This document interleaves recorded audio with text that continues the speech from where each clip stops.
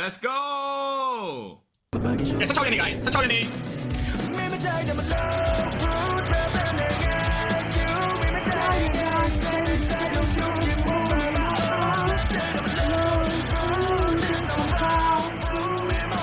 အားကြောင်းနဲ့တိုင်းရဲ့ခြင်းမကောင်းဆုံးခြင်းဘူး